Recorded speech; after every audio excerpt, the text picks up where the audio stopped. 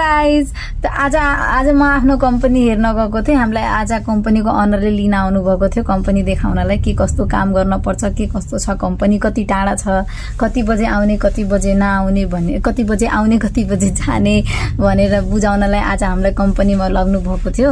एकदम राम्रो छ, अन्त अलिकति टाढा छ तर हामीलाई हरेक कुराको फ्यासिलिटी छ त्यहाँ।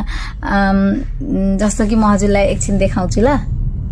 यहाँ हेर्न सक्नुहुन्छ तपाईहरु, यो मेरो यो अलि यहाँ यो साँचो मेरो साइकलको मलाई आज एउटा साइकल किनिदिनु भएको हो। दुईटा साइकल किनिदिन्छु भनेर दिनु भएको थियो। एउटा यता हस्टेलमा राख्नलाई, के भन्छ रे, शपिङ गर्नलाई, खाइमुनो साइमुनो जानलाई, शपिङलाई खाइमुनो भन्दो रहेछ के यहाँ, अनि बजार सजार जानलाई एउटा साइकल दिइराख्नु भएको थियो। मैले अहिले लिँदैन, के काम छ, नजिकै छ सबै कुरा भनेर एउटा साइकल नलिएको, पछि दिन्छु, पछि मलाई काम लाग्यो भने मैले माग्न सक्छु, अनि त्यसपछि ओके भन्दै हुनुहुन्थ्यो। अनि यो साइकल मलाई दिनुभएको छ। अनि यो चाहिँ मेरो साइकलको, यो मेरो साइकलको इन्सुरेन्स रहेछ। यो साइकलको इन्सुरेन्स पनि हुँदो रहेछ, साइकलको यहाँ नम्बर हुँदो रहेछ। अनि यो मेरो कम्पनीको ड्रेस रहेछ, हाम्रो यो कम्पनीको ड्रेस रहेछ। अहिले सुज र प्यान्ट किन्न बाँकी छ, त्यो आफै मलाई जे मनपर्छ म त्यहाँ गएर किन्ने र उहाँलाई बिल दिने, उहाँले पैसा तिर्नुहुन्छ भनेर भन्नुभएको हो।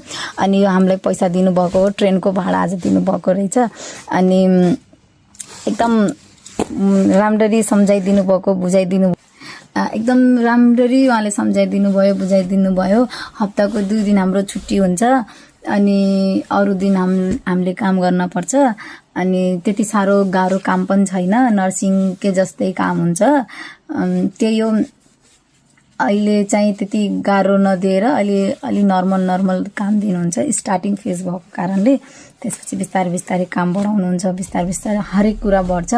अनि मेन कुरा के सबभन्दा राम्रो के रहेछ, मलाई अब चाहिँ मलाई टाइम चेन्ज गर्न मन लाग्यो कि अब म यति बजे आउँदैन, मेरो अब यति बजे टाइम गरिदिनुहोस्, त्यो पनि ओके छ। मेरो यो दिन 2 दिन मलाई यो दिन छुट्टी दिइराख्नु भएको छ होइन, मलाई यो दिन म काम गर्छु, बरु यो दिन मलाई छुट्टी दिनु, पछि म चेन्ज गर्न पाउँछु। त्यो सबै कुरा मैले पाउँछु कि सबभन्दा बेस्ट पार्ट रहेछ यो क्या।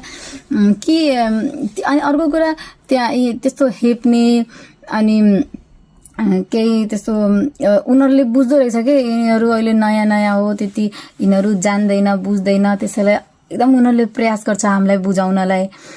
एकदम राम्रो फिल भइरहेको छ, लक्की पनि फिल भइरहेको छ आफूलाई।